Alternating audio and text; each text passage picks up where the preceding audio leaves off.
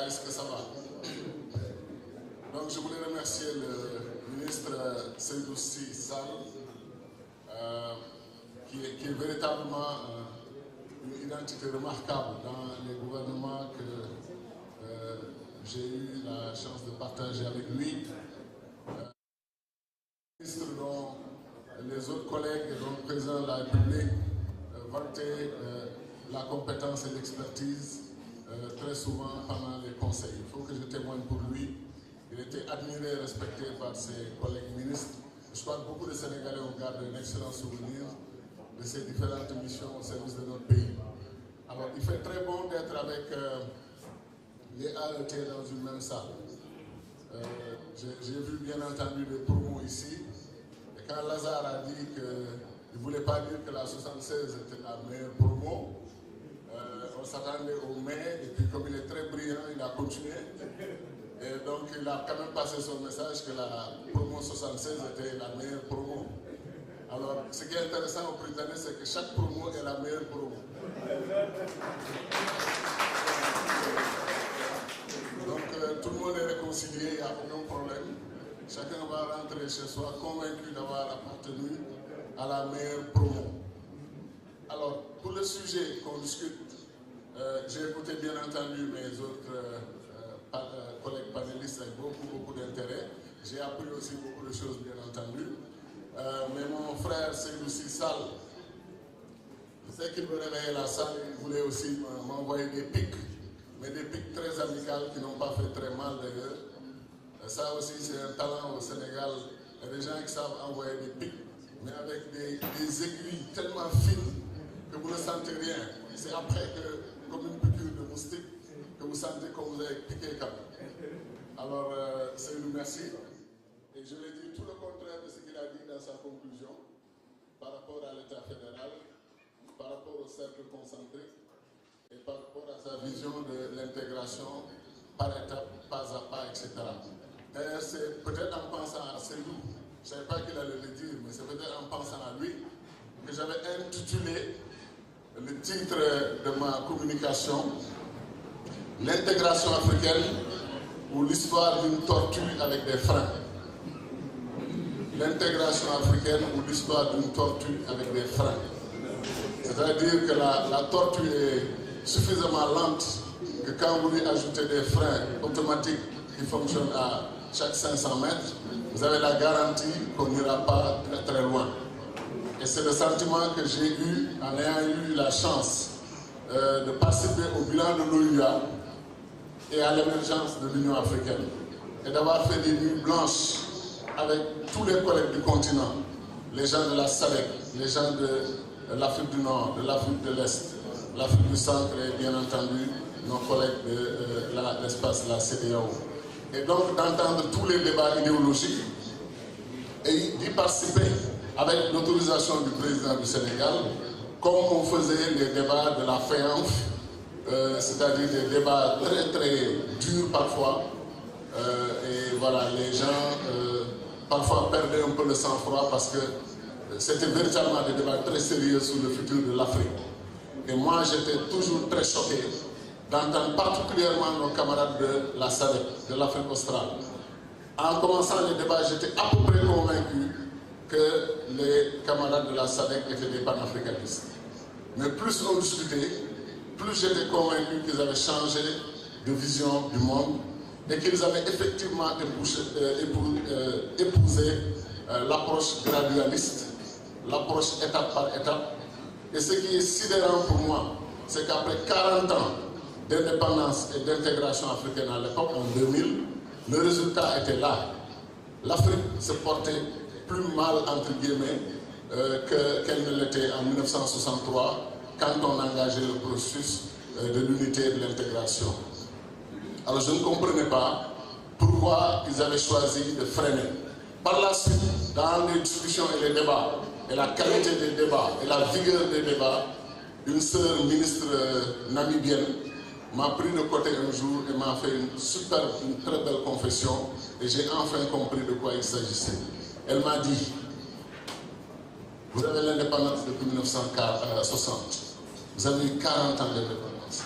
Vous avez eu le temps de faire des indépendances tcha-tcha-tcha, de vous amuser, de faire tout ce que vous voulez.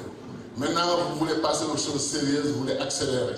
Or, nous, on vient d'avoir l'indépendance au début des années 80, fin des années 80, début des années 90. Laissez-nous, nous aussi, faire notre indépendance tcha-tcha-tcha, danser un peu, prendre les choses un peu plus légèrement. Mais vous êtes trop sérieux et vous avez compris, vous êtes revenu de l'illusion des indépendances. Vous voulez maintenant passer effectivement à la construction de l'Afrique en parlant d'unité. Elle me dit, nous avons arraché nos indépendances avec la lutte armée en Namibie, au Mozambique, un peu en Afrique du Sud, dans tous ces pays, au Zimbabwe particulièrement. Et vous, pour l'essentiel, parfois, vous avez négocié vos indépendances pacifiquement, vous avez signé des accords. Elle me dit, comprends. Elle me dit, je te fais une révélation, une confession. Quand nous, ministres de la SADC, nous sommes ensemble, nous disons, mais le ministre sénégalais et son président, c'est eux qui disent la vérité sur le futur de l'Afrique. Mais on ne peut pas aller avec eux pour l'instant, et c'est dommage. Donc elle me dit, calme-toi, nous sommes avec toi, nous t'aimons beaucoup, nous ne sommes pas contre toi, mais malheureusement, nous ne pouvons pas encore partager votre vision. Alors, un brillant ministre de la SADC a résumé nos débats en disant que le débat opposait les gazelles et les éléphants. C'est eux les éléphants, ils marchent d'un pas assuré vers l'intégration, vers l'unité. Et c'est nous qui sommes les gazelles parce que nous sommes pressés et que nous courons très vite. Alors ça faisait rire les gens dans la salle, mais moi ça ne me faisait pas tellement rire parce que je pensais qu'effectivement on était en train de décimer les éléphants en Afrique et que les gazelles étaient encore là, en train de gambader et d'être vigoureusement en train d'occuper les prairies de ce continent. Donc pour moi, ce n'est pas une critique que de nous traiter de gazelles et de gens pressés. Et on avait mille raisons d'être pressés. Nous pensons que l'intégration africaine, telle qu'elle était conçue au départ, était déjà une tentative de barrer la route à la problématique de l'État fédéral et des États-Unis d'Afrique. Nous pensons que, particulièrement Julius Nyerere, un grand Africain, bien entendu, s'il ne s'était pas opposé à Kwame Nkrumah, s'il n'avait pas... Peut-être que les choses pourraient basculer dans l'autre sens. Mais ce qui est intéressant, pourquoi je le dis, c'est que c'est Nyerere lui-même qui tranche le débat. 1997, il est invité au 40e anniversaire de l'indépendance du Ghana. Ghana 1957, 1997, 40 ans. Nyerere se rend au Ghana et à la surprise générale, il fait son autocritique. Il regrette de s'être opposé à Nkrumah. Et il dit au fond, Nkrumah avait raison sur nous. Moi j'avais cru qu'avec l'intégration africaine, étape par étape, progressivement, pas à pas, et par l'économie, on pouvait harmoniser nos économies, harmoniser les économies de nos différents pays et bâtir une véritable intégration africaine, avoir des ensembles solides et maintenant penser à aller à l'État fédéral. Il dit, nous n'avons pas réussi. Nous n'avons ni État fédéral, ni économie intégrée, ni région intégrée. Et ensuite, Nyerere fait le discours suivant, dont je vous lis rapidement quelques extraits. En termes d'aveu, de confession et d'autocritique, il dit, je dois avouer que nous, la première génération de dirigeants de l'Afrique indépendante, nous n'avons pas poursuivi l'objectif de l'unité africaine avec la vigueur, la détermination et la sincérité requises. Si les chiffres étaient des chevaux, l'Afrique caracolerait en tête des pays d'aujourd'hui. L'Afrique serait le continent le plus puissant de la planète car elle occupe le plus grand nombre de sièges à l'Assemblée générale des Nations unies. J'adresse cet appel à la nouvelle génération de dirigeants et de citoyens africains.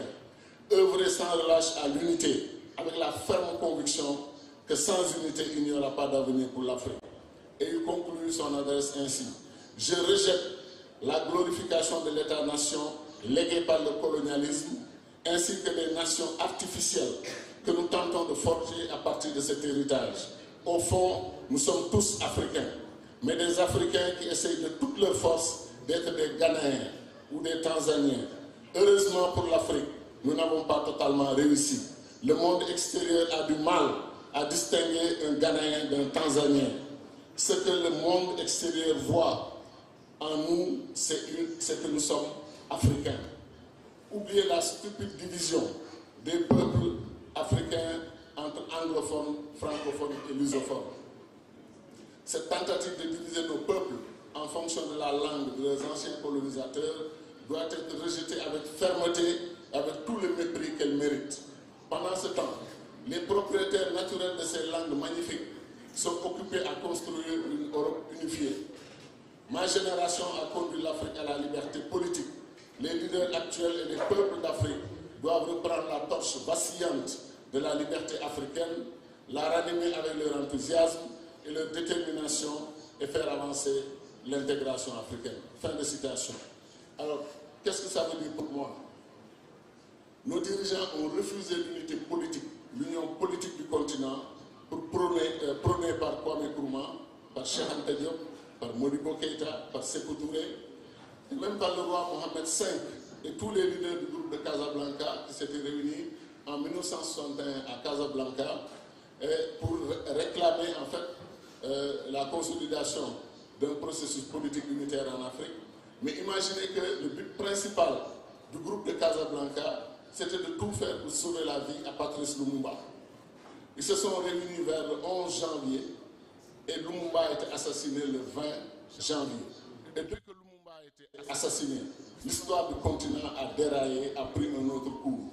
Donc, ce groupe-là pensait qu'il faut aller rapidement à l'union et Nkrumah a expliqué, a argumenté.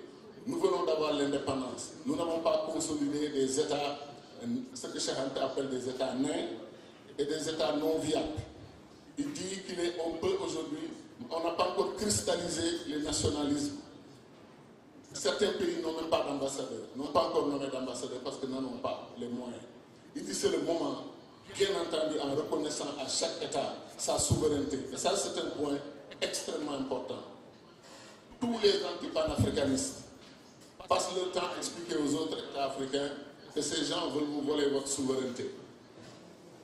Mais regardez l'exemple des États-Unis, de la Fédération mexicaine, allemande, tous les pays fédérés, Canada. Est-ce que vous croyez que le président des États-Unis peut donner des instructions au gouverneur du Texas ou au gouverneur de Californie? Il n'y pense même pas, parce qu'il n'en a pas le pouvoir. Ces États, dans leur orientation libérale, ultralibérale, conservatrice, religieuse, comme les Mormons à Utah, chacun de ces États a défini son style de vie, ses orientations, etc. Mais ils ont décidé, 50 États, au lieu d'avoir 50 armées nationales, d'avoir 50 ministres des Affaires étrangères, d'avoir 50 ministres des Finances et qui s'occupent de la monnaie et de la Banque centrale, 50 ministres du commerce international, où vous voyez les 50 États américains en train de compétir entre eux, ce que Abdoulaye Wade appelait la compétition ruineuse entre nos pays africains. Au lieu de cela, ils décident de mutualiser l'armée, la diplomatie, la monnaie, le commerce extérieur. Tout le reste est laissé librement aux États américains fédérés. Chacun de ces États garde sa souveraineté sur l'essentiel et détermine ses politiques. Maintenant, la force de l'État fédéral et du fédéralisme, c'est que les plus avancés contribuent un peu plus que les moins avancés, et les plus avancés ont à cœur de tirer les moins avancés vers le haut. Ce qui fait qu'un État comme la Californie, qui a le même niveau économique, de puissance économique et financière que l'Allemagne, cet État vivait à côté de l'État de Mississippi, qui à un moment n'avait pas de l'eau courante comme ici chez nous, n'avait pas de l'électricité comme ici chez nous. Mississippi, Alabama, tous les États très très pauvres. Et l'Amérique s'est fixée comme objectif de redresser ces États et de les tirer vers le haut. C'est ça l'État fédéral. On garde sa souveraineté. Et à l'Union africaine, je me suis battu. Je n'ai pas réussi, bien entendu, pour qu'on enlève de la charte de l'Union africaine que nous sommes une union d'États indépendants et souverains. Je le dis, chers amis, nous sommes une union d'États souverains, très bien. Mais mettez au moins interdépendants. Au moins interdépendants. Les États, 50 États américains sont interdépendants parce qu'ils ont mutualisé 4 secteurs forts de leur souveraineté. Ils ont une seule armée américaine, et c'est la première puissance du monde. Ils ont une seule monnaie. Ils ont un même tarif extérieur commun pour leur commerce. Et ils ont un seul ministre des Affaires étrangères des États-Unis. Quand j'allais aux Nations Unies, assis avec 53 ou 54 ministres des Affaires étrangères de l'Afrique. Ensuite, nos chefs d'État viennent, 50 et quelques chefs d'État prennent l'avion pour venir là-bas dire exactement la même chose. Quand tu écoutes 3 ou 4 chefs d'État africains, tu peux faire la sieste pour le reste du sommet parce que tu ne vas rien rater. Ils vont tous répéter les mêmes choses. La première fois que John Kufuor a eu la parole en tant que président de l'Union africaine pour parler au nom du continent, c'était extraordinaire. On a eu un sentiment de fierté. Et aujourd'hui, vous faites les décomptes. L'Amérique a 15 ministres, 15. L'Afrique a 2300 ou 400 ministres. Et qu'est-ce qui est plus efficace? Les 2400 ou les 15? Parce que c'est eux la première puissance du monde. Bien entendu, ils ont des gouvernements d'État, etc., avec des responsabilités, tout ce qu'on veut. Et s'ils veulent aller plus haut, ils vont vers l'État fédéral.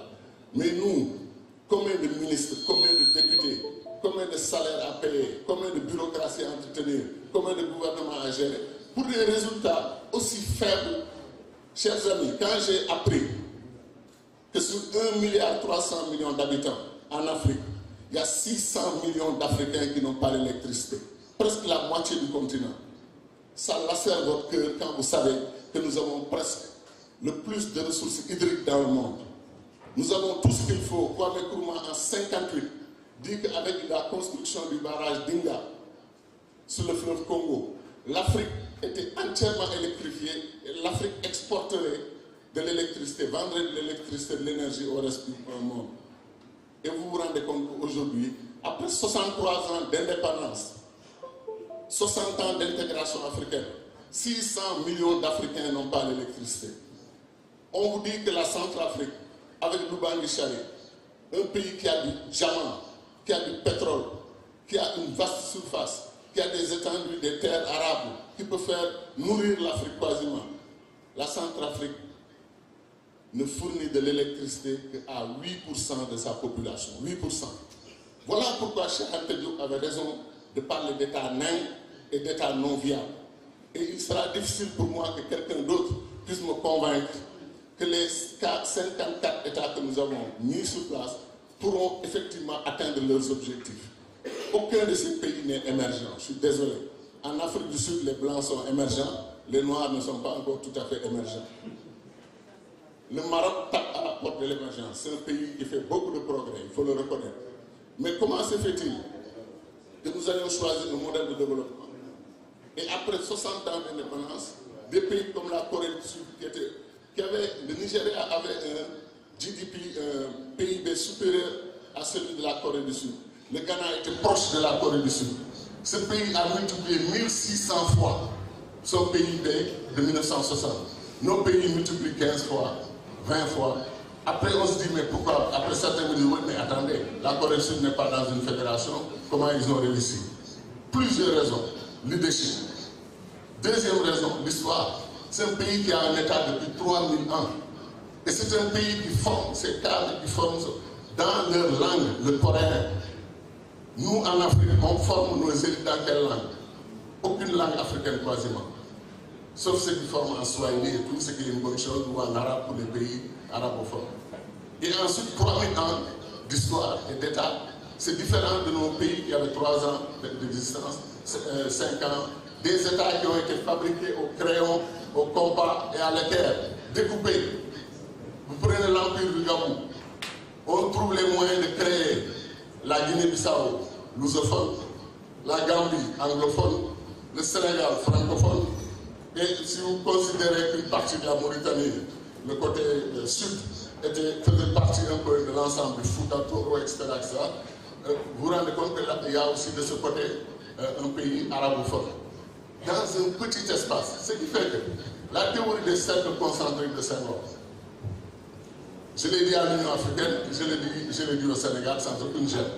Senghor, pour moi, avait une contradiction. Il était sincèrement, je pense, panafricaniste, et il était contre la balkanisation de l'Afrique.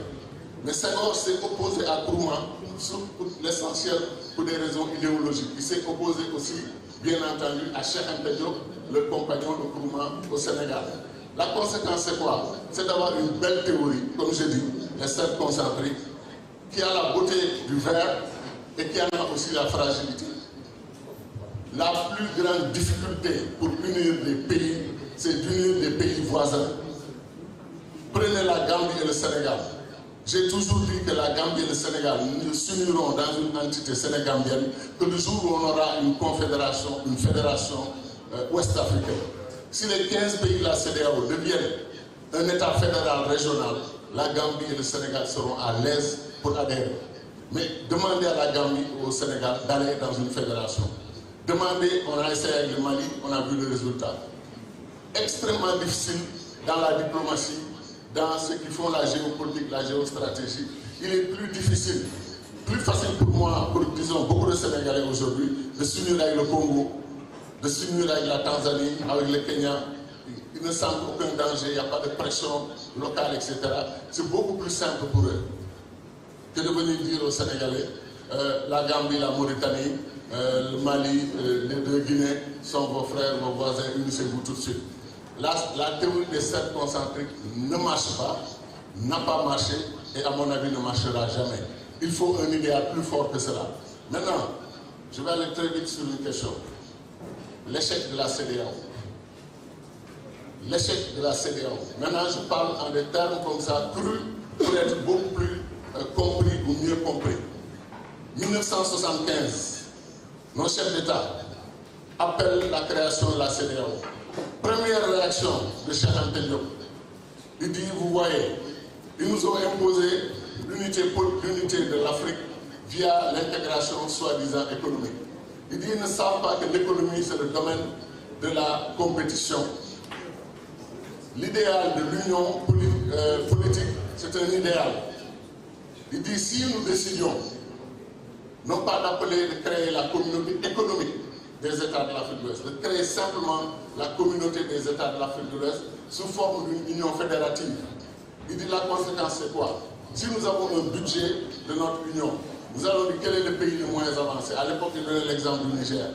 Il dit, nous pouvons prendre la moitié du budget de l'union et investir cela dans le Niger pour permettre à ce pays de rejoindre les autres, parce que nous allons vouloir le tirer vers le haut. Il n'y a aucune compétition. Aujourd'hui, la CEDEAO, quand nous allons en réunion, chacun vient avec son drapeau national. Chacun défend d'abord les intérêts de son pays. Est-ce que c'est ça que nous voulons? Et Cheikh Anta prédisait, disait que ça prendra 10 ans ou 100 ans. Tôt ou tard, la CEDEAO va atteindre son niveau d'incompétence, c'est-à-dire va s'arrêter et ne pourra plus avancer. Chers amis, qu'est-ce que nous vivons avec la CEDEAO aujourd'hui? Le Nigeria est attaqué par Boko Haram. 40 000 morts au Nigeria. 40 000 morts.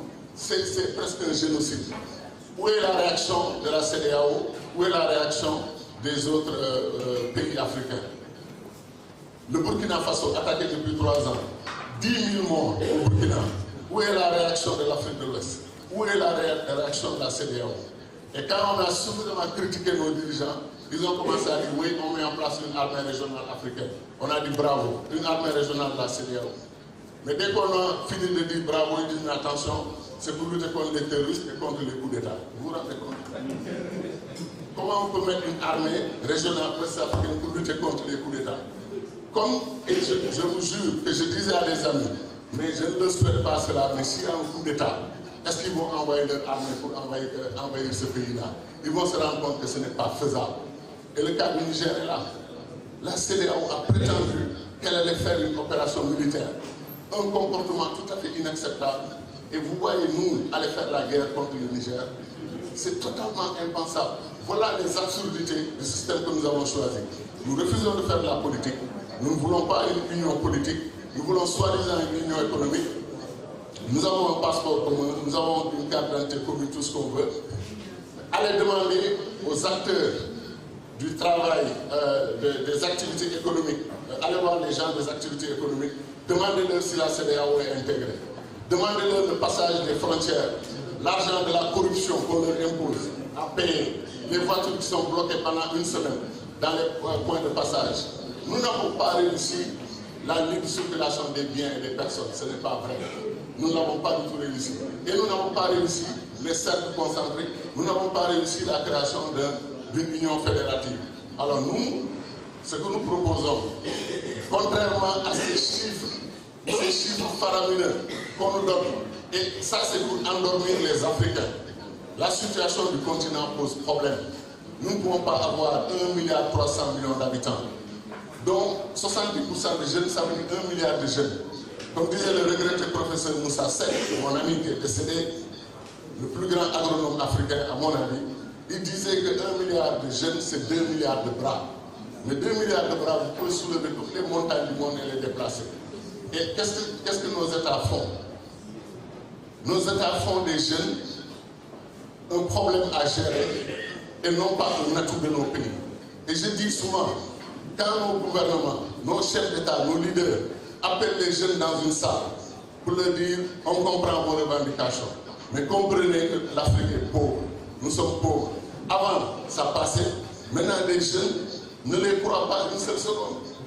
Parce que dire à quelqu'un qui marche sur de l'or, du diamant, du pétrole, du gaz, de l'uranium, du coltan, de tout ce qu'on veut, lui dire qu'il est pauvre, nous, nos générations, on l'a avalé. Mais les jeunes refusent de l'avaler, premièrement. Et deuxièmement, leurs interlocuteurs, ce qu'ils essaient de leur expliquer, de se calmer, on va trouver des solutions.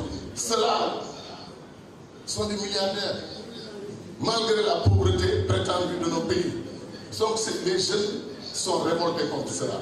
Et pour eux, la solution, c'est quoi? Perdre l'espoir, ne plus croire qu'ils ont un avenir chez nous. Et les jeunes choisissent la mer, choisissent le désert pour pas essayer de trouver un avenir. Il y a une profonde cassure idéologique, une perte de confiance de nos jeunes par rapport au système. C'est pour ça que les plus conscients d'entre eux sont des panafricanistes.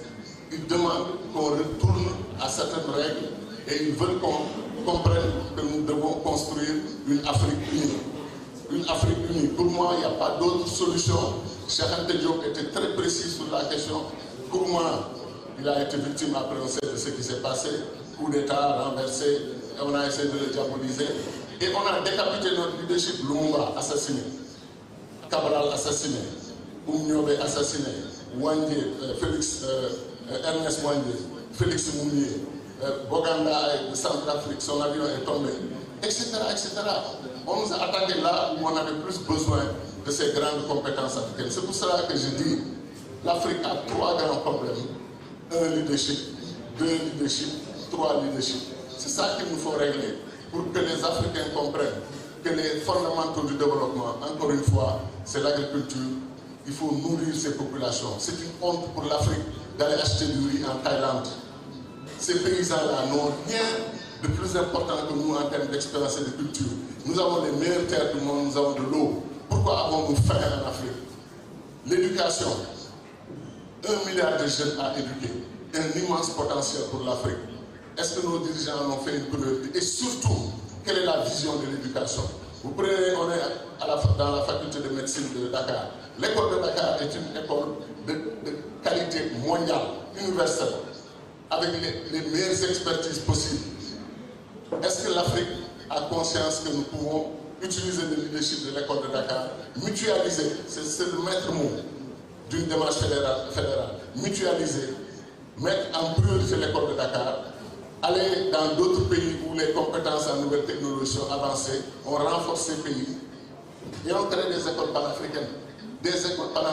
Mais si le Sénégal veut construire tout son système éducatif à lui tout seul ici au Sénégal, on n'aura jamais le budget, on n'aura jamais assez de moyens pour le faire. Il faut des pôles d'excellence en éducation, des pôles d'excellence en santé, il faut des pôles d'excellence en agriculture. C'est les 3 fondamentaux du développement: agriculture, éducation, santé et infrastructures de base. Ça n'a été réussi dans aucun pays africain parce que nous avons l'ambition soi-disant de le faire nous-mêmes. Je termine sur un point. Les gens ont compris que notre faiblesse, c'est d'avoir accepté ces 54 États. Et ils continuent le travail. Pour nous, ils sont passés à la phase de l'hyper-balkanisation de l'Afrique. Le Soudan, c'était une catastrophe. Qu'on enlève 600 000 km² qu'on appelle ça Soudan du Sud. Depuis qu'ils l'ont fait, les Américains en particulier étaient en tête de cette croisade. Qu'est-ce qui s'est passé au Soudan du Sud? 12 millions d'habitants, 4 millions de déplacés, 300 000 morts. Où est la victoire de la balkanisation et du séparatisme? Ensuite, on encourage séparatisme en Casamance, séparatisme à Azawad, séparatisme un peu partout, au Maroc, partout on parle de oui, cette région a des spécificités, etc. Ils veulent casser le Soudan. Ils ont dit que le Nigeria n'est pas viable, il faut le casser en plusieurs États pour qu'il fonctionne.